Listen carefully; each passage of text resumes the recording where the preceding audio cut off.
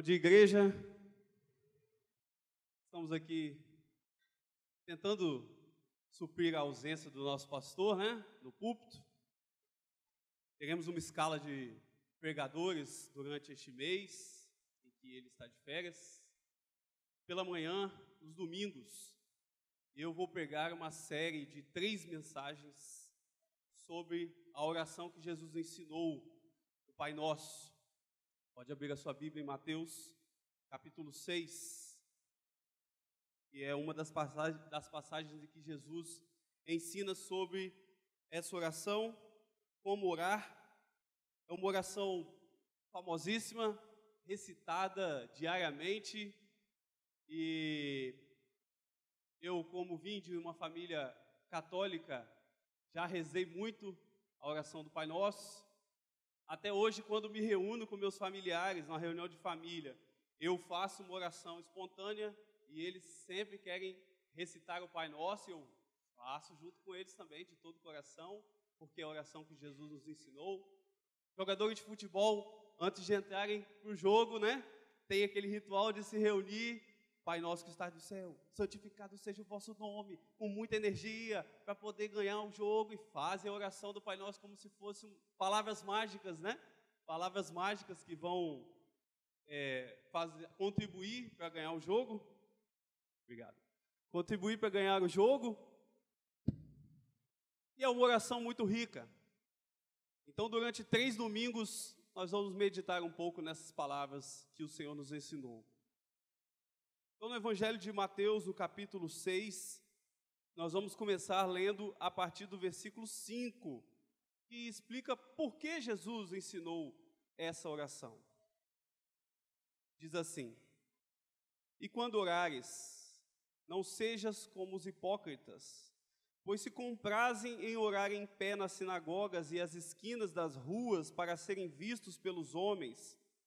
Em verdade vos digo que já receberam o seu galardão. Mas tu, quando orares, entra no teu aposento, fechando a tua porta, ora teu Pai que está em oculto, e teu Pai que vê secretamente, te recompensará. E orando, não useis de vãs repetições, como fazem os gentios, que pensam que por muito falarem serão ouvidos. Não vos assemelheis, pois, a eles, porque o vosso Pai sabe o que vos é necessário, antes de vós lhe pedirdes. Portanto, vós orareis assim. Vamos todos juntos? Pai nosso que estás no céu, santificado seja o teu nome, venha a nós o teu reino. Seja feita a tua vontade, assim na terra como no céu. O pão nosso de cada dia nos dá hoje. Venha a nós o teu reino. Assim, desculpe. Deixeis cair em tentação, mas livrai-nos do mal, porque teu reino, o poder e a glória para sempre. Amém. Espero que o pastor João nos esteja assistindo esse culto, porque eu errei a oração, Vamos orar mais uma vez agora de forma espontânea? Ó Deus, nós nos colocamos diante da tua palavra, Pai, pedindo ao Senhor que nos abençoe e que nos ensine as tuas verdades, que são maravilhosas para nós, através da oração que o teu Filho nos ensinou. Abre a nossa mente e o nosso coração. Modifica a nossa vida através do teu Espírito e das tuas lições. É o que nós rogamos em nome de Jesus. Amém. É interessante quando nós vamos ler o contexto que vem antes da oração do Pai Nosso, que Jesus vai dizer ali, algumas palavras sobre por que ele ensinou isso, porque ele vai falar sobre o Pai Nosso. E ele fala então sobre a prática de oração dos fariseus e dos gentios. Fariseus eram judeus de uma determinada seita muito rígida, uma seita que se achava muito zelosa. Mas Jesus diz que eles faziam da oração um ritual para aparecer para os outros. Tornou-se um elemento de vaidade, porque eles faziam longas orações complexas, usando palavras difíceis, querendo mostrar uma piedade muito superior. Então eles falavam alto, para todo mundo ouvir. Então Jesus já falou, olha, eles já receberam a recompensa deles. A recompensa deles foi ser reconhecido pelos homens, mas não estão sendo reconhecidos por Deus. E Jesus vai mostrar que a oração que Deus espera é uma oração muito mais simples. E é uma oração interior. Jesus fala sobre entrar no quarto, né? Em secreto, falar com o Pai em oculto. E o Pai que está oculto, que vê em secreto, Ele vai recompensar. Também os gentios. Jesus fala dos gentios que eles repetem as mesmas coisas. Eles usam de vãs repetições, como se os deuses a quem eles oram fossem meio burros, com dificuldade de compreensão, e eles tivessem que repetir aquele mantra durante longos minutos e longas horas. Jesus está falando, olha, a oração não é nada disso. A oração é uma conversa, é um diálogo. Você vai bater um papo com Deus, você vai dialogar com Ele, abrindo o seu coração para Ele, do que está ali dentro, revelando a Ele o que está no seu coração, mesmo que Ele já saiba, e abrindo a sua mente, o seu coração também, para que o que Ele vai falar para você. Então a oração é uma via de mão dupla. Quando eu penso na oração como um diálogo, como uma conversa, eu nunca esqueço de uma oração que a minha filha fez, quando ela era bem pequenininha, né? A Luísa, devia ter uns 3 anos, e ela fez uma das orações mais sinceras e bonitas também. É porque ela queria ir ao circo. Nós tínhamos combinado que a gente ia levar ela no circo. Então, um dia à noite, antes de dormir, lá na cama, na hora de a gente fazer a nossa oração, ela fez a oração assim: Papai do céu, posso ir no circo? Pode, Luísa, pode. Ela mesma respondeu, Deus falou ali naquele momento, né? A voz de Deus falou ali naquele momento. Mas veja, como uma criança consegue compreender essa verdade de que a oração é uma conversa, às vezes muito mais do que a gente, que está acostumada a orar, às vezes de uma forma mecânica, falando coisas, falando e nunca deixando Deus falar. Não é chato isso, quando você quer conversar com uma pessoa, e você quer falar alguma coisa, às vezes ela fala, e não quer ouvir o que você tem a dizer. Eu acho que Deus se sente também um pouco decepcionado com a gente. O Leonard Ravenhill, que tem um livro muito fininho, mas muito profundo, chamado Por que Tarda o Pleno Avivamento? Eu indico para toda a igreja ler este livro. O Leonard Ravenhill, ele diz que as nossas orações, muitas vezes elas são como um menino que toca a campainha da casa e sai correndo antes de alguém atender. Quem já fez isso, hein? Quem já fez isso aqui na infância? Você toca a campainha, toca o interfone e vaza. E o cara fica lá, alô? Oi, tem alguém aí? As nossas orações às vezes são assim. Ele fala que as nossas orações às vezes são meros conselhos que a gente dá a Deus. É a gente dizendo a Deus o que Ele tem que fazer. Então você vai orar e você fala, Senhor, eu estou com um problema no meu trabalho, me abençoa no meu trabalho, Senhor, cura essa doença, fala com aquele irmão, depois o Senhor faz isso, faz aquilo, outro, amém. Peraí, nós agora somos os instrutores de Deus do que Ele tem que fazer? É esse o nosso papel? Ficar dando conselhos? Jesus está dizendo, olha, a oração de vocês, ela tem que ser uma conversa com Deus. Ele mesmo, numa passagem muito interessante lá em João 11, quando ele ressuscita Lázaro, ele faz uma oração muito interessante conversando com Deus, versículo 41 e 42, o texto diz assim, tiraram pois a pedra de onde o defunto jazia. Jesus, levantando os olhos para cima, disse, Pai, graças te dou por me haveres ouvido. Eu bem sei que sempre me ouves, mas eu disse isso por causa da multidão que está em redor, para que creiam que tu me enviaste. Olha que interessante, né? Esse diálogo com Ele, com Deus. Então a oração, meus irmãos, muitas vezes ela é feita em silêncio. Nós temos que nos acostumar a orar em silêncio, porque é o momento em que Deus vai falar com a gente. Fale um pouco com Deus nas suas orações e fique em silêncio um pouco também. E permita a Deus que Ele fale no seu coração, enquanto você estiver orando. Se você tem dificuldade de orar, diga simplesmente a Deus o que você está sentindo. Não diga para Ele fazer nada. Sente lá na sua cama, na sua cadeira, entre no seu quarto, se ajoelhe e fale: Senhor, o Senhor é grande, o Senhor é bondoso, eu te louvo pela sua santidade. Eu estou passando por dificuldades no meu trabalho, estou sem emprego, mas eu sei que o Senhor é bom, eu sinto que o Senhor está comigo. E você vai abrindo o seu coração a Deus.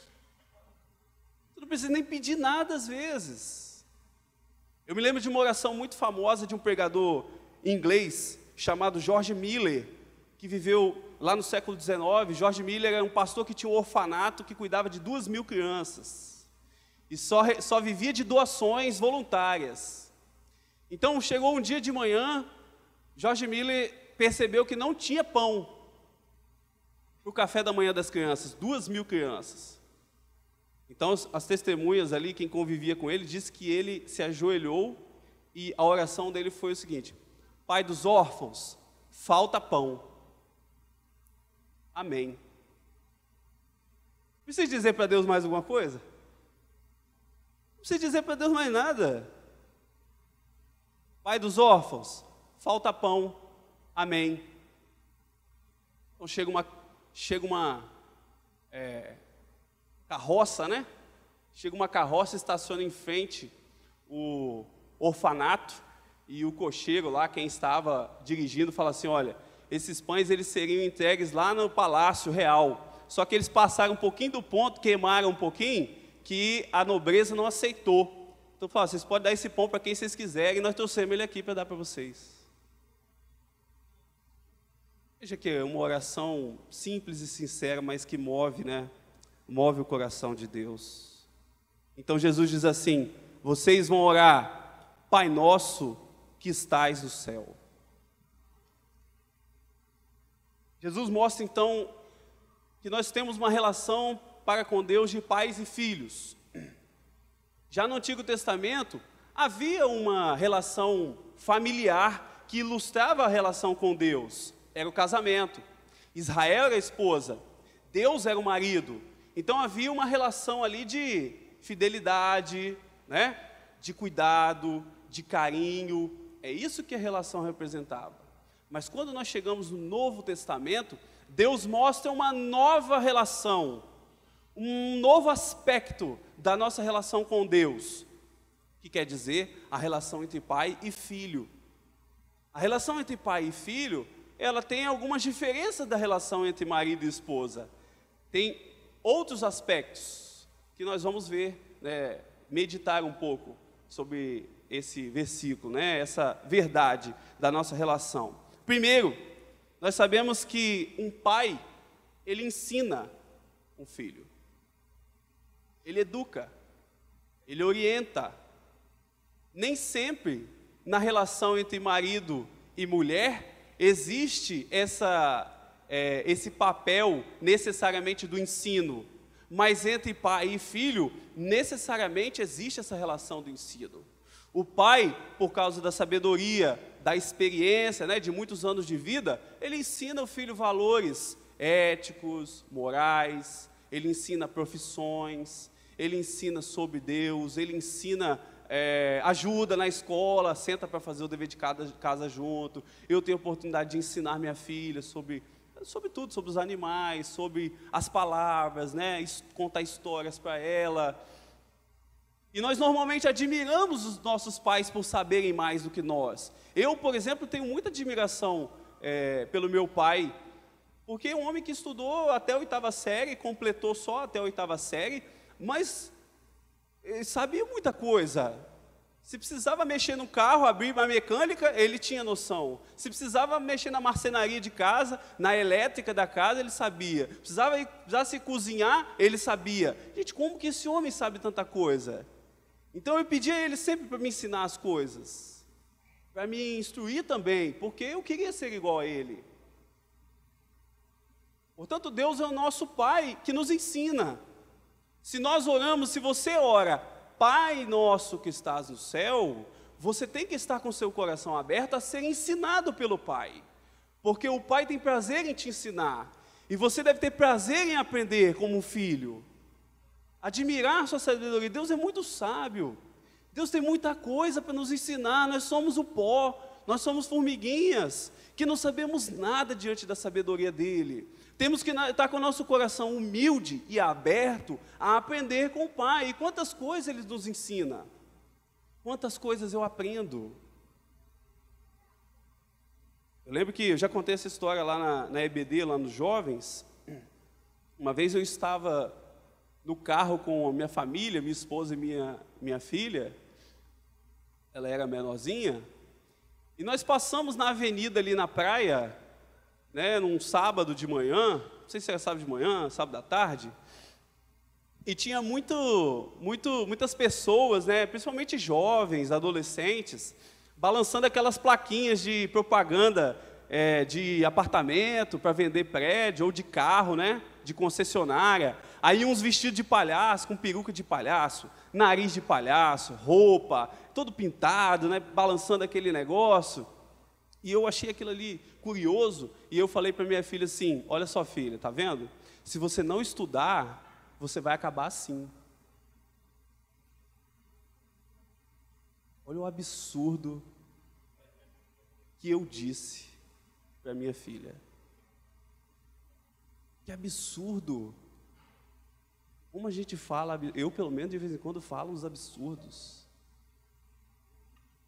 Então um dia eu estava lendo a Bíblia, e tem um versículo lá em Provérbios 17, 5, que diz assim: o que escarnece do pobre insulta o seu Criador, e o que se alegra da calamidade não ficará impune.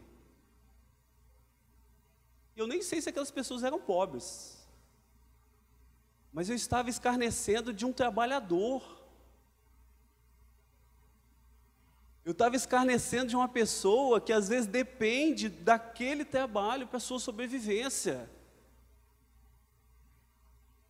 Então Deus me deu naquele momento, como se Ele me colocou, o pai quando coloca o filho do lado e fala assim: meu filho, vem cá, que eu vou te ensinar um negócio, vem cá. Olha o absurdo que você está falando.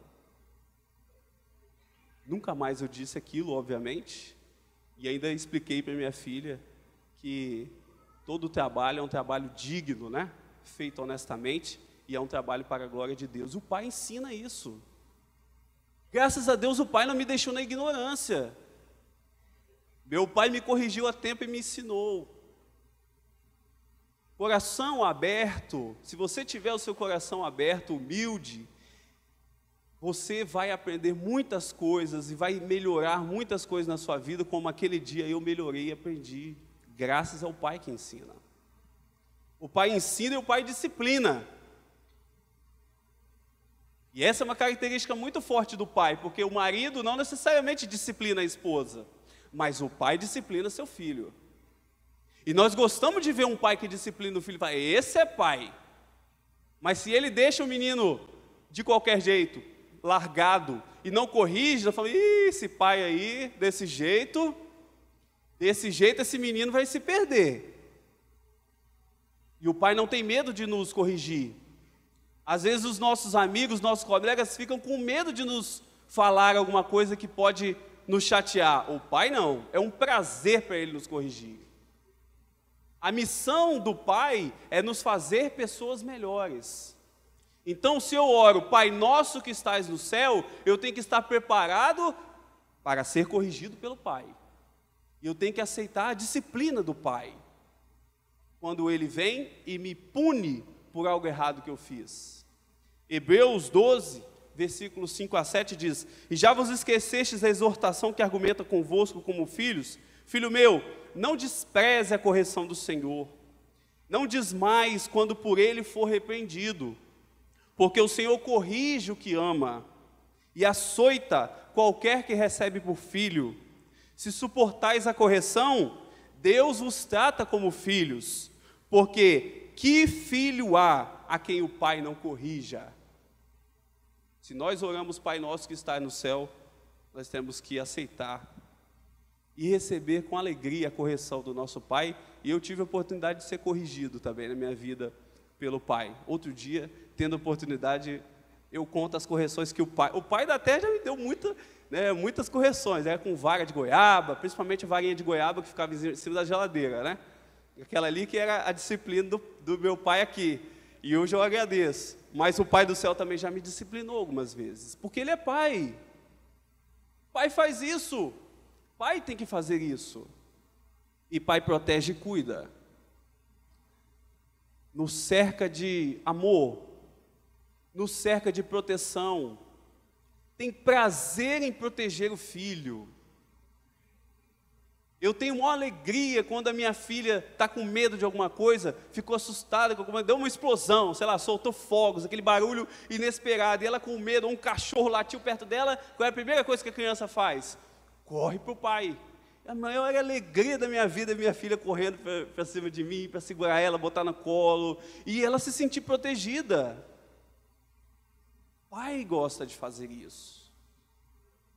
Eu vou falar no terceiro domingo sobre o livrai-nos do mal, vou falar mais sobre isso, mas já posso falar sobre o cuidado e a proteção que Deus nos dá neste mundo.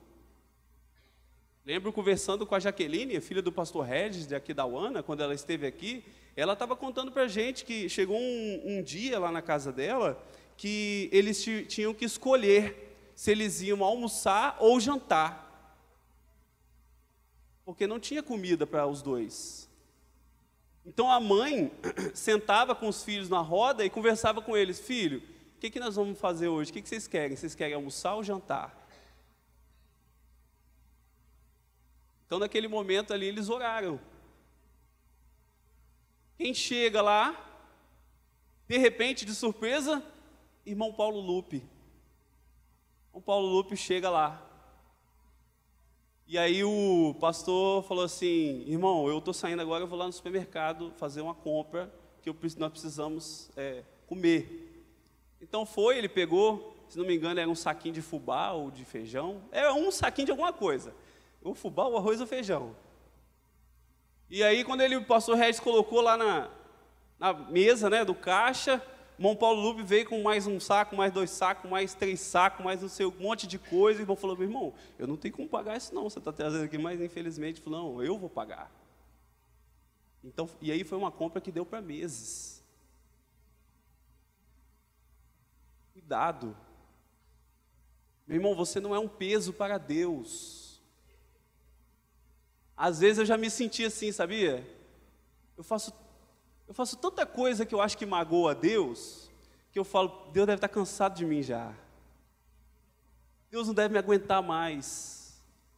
Meu irmão, nós não somos peso para Deus, Ele tem o maior prazer em nos pegar no colo e nos carregar. Assim como nós temos com nossos filhos também.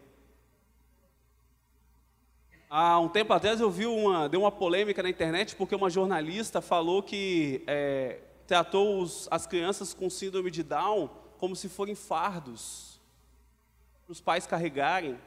E lá no retiro nós vimos o pastor Vilmar dando o testemunho dele sobre o filho dele, que é uma criança que tem síndrome de Down. Na igreja nós temos irmãos que têm, conhecidos, parentes que têm crianças com síndrome de Down. Nunca uma criança com síndrome de Down é um fardo para os seus pais. Não importa que criança for. Nós também nunca seremos um fardo para o nosso pai. Se você está com um problema, se você está com uma luta, você pode chegar para o seu pai, que ele quer cuidar de você, ele quer te proteger, porque ele tem o maior prazer em fazer isso. Porque ele é nosso pai que está no céu. Se nós oramos Pai Nosso que estás no céu, nós temos que nos comportar como seus filhos. Todo pai quer que os filhos se comportem, e se comportem da maneira que deseja o coração dele. Pelo menos o meu pai era assim comigo, eu sou assim com as minhas filhas, eu desejo que elas se comportem segundo o que eu desejo, segundo o que eu penso, segundo o que eu acho que é correto. Se nós oramos, Pai nosso que estás no céu, nós devemos fazer o que todo filho faz, que é imitar o pai. Os filhos gostam de imitar o pai. Para ilustrar isso, eu trouxe algumas imagens para colocar no Data Show. Não sei se pode apagar pelo menos uma luz aqui para ficar melhor, para o pessoal assistir. Algumas imagens que mostram como os filhos imitam o pai. Pode colocar, Vanessa, a primeira. Então ali, não sei se você está vendo, é porque o pai está deitado com a mãozinha na cabeça e o filho está nas pernas dele exatamente na mesma posição, imitando o pai. Próximo. Olha lá, ó. Aficionados por tecnologia, já pai e filho, tá vendo? O pai mexendo ali no tablet e o filho também do mesmo jeito, imitando o pai. Filhos imitam. Aí, ó. Nos momentos, até nas brincadeiras, né? Na roupa. Esses dias eu vi um irmão daqui da igreja que estava com a roupa, andando de mão dada com o filho, exatamente a mesma roupa. A bermuda igualzinha, a camiseta igualzinha. Parecia uma miniatura. Na hora de dormir, olha lá, ó. Até a mesma posição de dormir, você vê que os filhos, eles fazem parecido com o pai. De dormir tem uma série, né? Olha lá. Outro também imitando na hora de dormir. Próximo. Também imitando na hora de dormir. Deve estar com sono pesado aquele ali, né? A boca lá, até a boca, é porque tá escuro, mas até a boca do filho igual a boca do pai. Também, né? Nesse caso, talvez, eu acredito que o pai imitou o filho, né? O bebezinho recém-nascido. Aí, ó, filhos imitam o pai nas brincadeiras, imitam o pai no trabalho, na profissão. Olha lá, ó. Querem até a profissão do pai, eles querem fazer o mesmo trabalho do pai, querem botar a mesma roupa do pai. No estilo, né? Fashion mesmo, querem imitar o pai, imitam. A forma física, também, olha lá. Também na forma física. Os animais, olha lá, filhotes imitando seus pais. E essa imagem circula muito pela internet, né? A criancinha na mesma posição de orar ali. Você também deve imitar seu pai. Se você ora Pai Nosso que estás no céu, você tem que fazer as mesmas coisas que Ele. E o que o Pai faz? É só você olhar para Jesus. O que Jesus... Jesus é o maior exemplo de filho. Se nós queremos ser filhos do Pai, temos que imitar Jesus. O que Jesus fazia? Amava, falava com Deus, era zeloso pela palavra de Deus, socorria os necessitados, estava junto com os excluídos, com os marginalizados, se afastava do pecado, não cedia às tentações. Se você ora Pai Nosso que estás no céu, você deve orar e imitar Deus. Pai nosso que estás no céu, santificado seja o teu nome. É a segunda parte dessa oração. A santidade de Deus, ela era um assunto muito sério para os judeus. Era um assunto tão sério, o nome de Deus, e aqui Jesus está falando especificamente, santificado seja o teu nome. Que os judeus, quando eles iam fazer uma cópia da Bíblia, do Antigo Testamento, um ia ditando para o outro, ele ia falando, né? E foi então, Jacó, foi até tal lugar, e o outro ia, um lendo e o outro ditando. Quando chegava no nome de Deus, e o que estava lendo tinha que ditar, ele não falava, ele não pronunciava, ele falava o nome. O nome, o outro já sabia que era para copiar aquelas palavras, não podia dizer. Porque eles consideravam uma expressão tão santa, tão pura, que eles tinham temor de dizer o nome errado. Quando você pega Êxodo, capítulo 20, versículo 7, você tem lá um mandamento que tem muita semelhança com isso, né? Que é não tomarás o nome do Senhor teu Deus em vão. Quando Jesus está dizendo, santificado seja o teu nome, não é que ele está dizendo para Deus santificar o seu próprio nome. Às vezes a gente tem essa impressão que Jesus está dizendo para Deus santificar o próprio nome. Ora, Deus não precisa santificar o próprio nome. Já faz parte da sua natureza, já faz parte dos seus atributos morais ser santo. Então, quando Jesus está falando, santificado seja o teu nome, na verdade o que ele está querendo dizer, lá nas entrelinhas você tem que ler Jesus dizendo, nós devemos santificar o nome de Deus, nos ajude a santificar o teu nome através da nossa vida. Se você ora, santificado seja o teu nome, você precisa santificar o nome de Deus na sua vida. O que é santificar o nome de Deus na sua vida? Primeiro, é não usar o nome de Deus para os seus interesses. Quantas pessoas hoje utilizam o nome de Deus para os seus próprios interesses? Para ganhar dinheiro, para conseguir um trabalho, não no sentido de orar, mas de simplesmente dizer, olha, você tem que me dar esse trabalho porque eu sou evangélico, porque acha que isso abre portas. Ou então para conseguir conquistar sua namorada, fingir-se de crente, fingir-se de cristão para conseguir conquistar uma pessoa, utilizar a sua a aparência de piedade para conseguir um cargo na igreja, para conseguir se aparecer, para tentar se mostrar melhor do que os outros. Tudo isso é utilizar o nome de Deus para os seus próprios interesses. Se nós oramos, santificado seja o teu nome, nós não podemos fazer isso e nem envergonhar o nome de Deus com o nosso mau testemunho.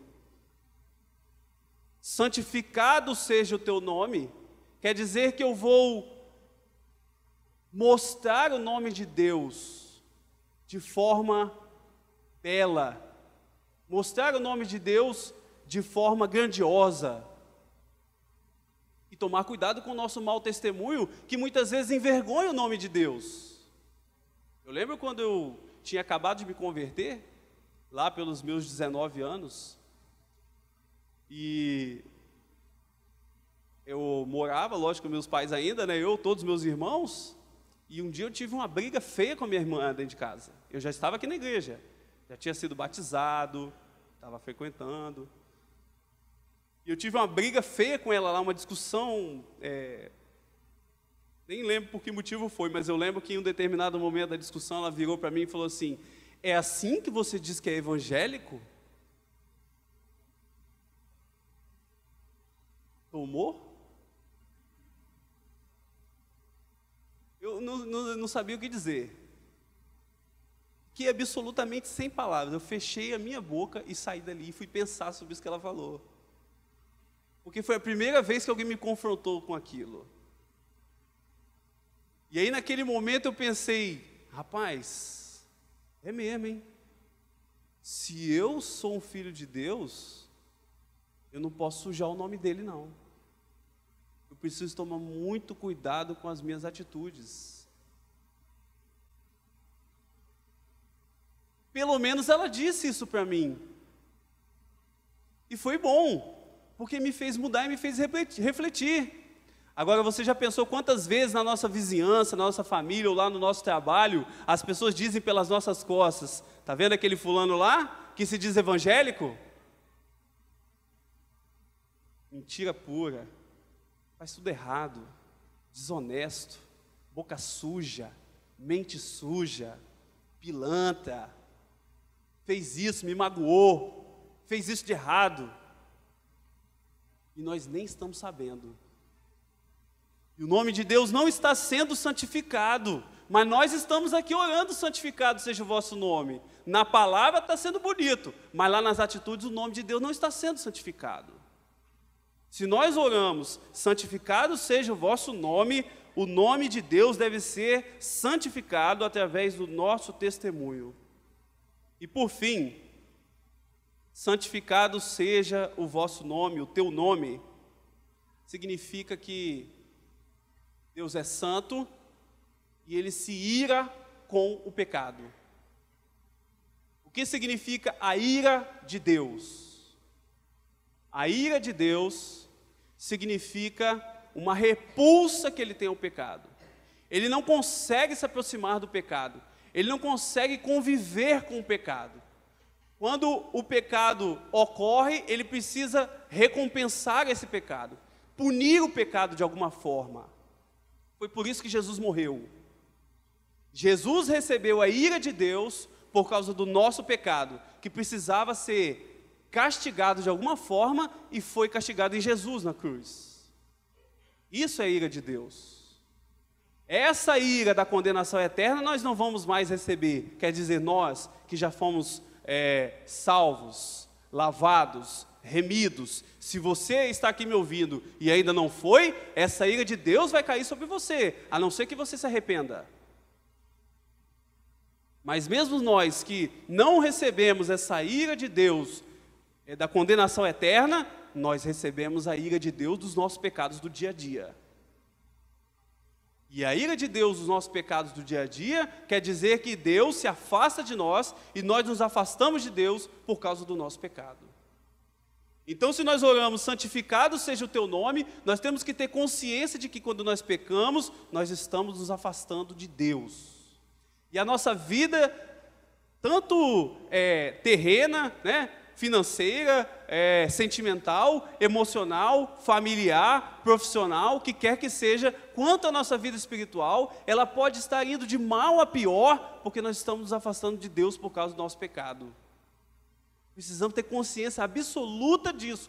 Pecado tem consequência. Ah, mas eu fiz aquilo, ninguém ficou sabendo, não aconteceu nada comigo. Aconteceu que você se afastou de Deus. E é o pior que pode acontecer. Veja a atitude do filho pródigo, quando peca, volta para o seu pai, ele não consegue nem se aproximar do pai. Ele fala: pai, eu pequei contra ti, eu não sou digno nem de ser chamado teu filho. Aceita-me como um dos teus trabalhadores. Essa é a nossa vida quando nós pecamos. Às vezes não conseguimos nem orar. Eu já algumas vezes na minha vida cometi erros, cometi pecados que eu não sabia nem como chegar diante de Deus para falar com Ele. Porque o pecado cria essa barreira em nós. Precisamos nos tornar sensíveis espiritualmente, olhos espirituais para ver em que estamos pecando, o que está nos afastando do Pai. Se nós oramos, santificado seja o teu nome, nós temos que ter consciência da santidade de Deus e das consequências disso para a nossa vida. Amém? No próximo domingo, vou continuar esta mensagem, e no terceiro domingo, nós vamos terminar essa série de mensagens. Mas antes, vamos orar? Deus amado, nós te louvamos, ó Pai, pelo teu Filho Jesus Cristo, que nos ensinou essas verdades maravilhosas do Senhor. Pedimos, ó Deus, que o Senhor continue falando ao nosso coração e nos ensinando sobre como devemos orar a Ti de forma pessoal, de como devemos abrir o nosso coração e a nossa mente para Ti, ó Deus. Enquanto o Senhor fala conosco, porque o Senhor fala, ó Deus, ao nosso coração. Ó Deus, Teu Filho Jesus também nos ensinou sobre a Tua paternidade. Como o Senhor é um Pai que nos ama, o Senhor é um Pai que nos ensina tantas coisas, ó Deus. Ó Pai, ajuda-nos a ter um coração aberto, a aprender as Tuas lições, também a sermos disciplinados por Ti, ó Deus. Queremos que o Senhor nos mostre, ó Pai, o que estamos errando, porque nós queremos agradar a Ti, queremos que o Senhor seja um Pai alegre conosco, um Pai orgulhoso de nós, um Pai feliz em nos ter como filhos. Ó Deus, dá-nos consciência da Tua santidade. O Senhor é tão puro, Tu és tão santo, ó Pai, comparado conosco, mas nós queremos ser também, ó Deus. A Tua palavra diz que devemos ser santos como o Senhor é santo. Ajuda-nos, ó Pai, mostra-nos. E quando fizermos essas orações e dissermos para Ti: Pai nosso que estás no céu, santificado seja o Teu nome, e tenhamos absoluta consciência do que estamos dizendo e todas as implicações disso para a nossa vida, e que não seja nunca uma oração repetida, uma oração mecânica, mas sejam palavras que vêm do fundo da nossa alma e do nosso coração. Abençoa a nossa vida, abençoa esta amada igreja. É o que nós oramos em nome de Jesus. Amém.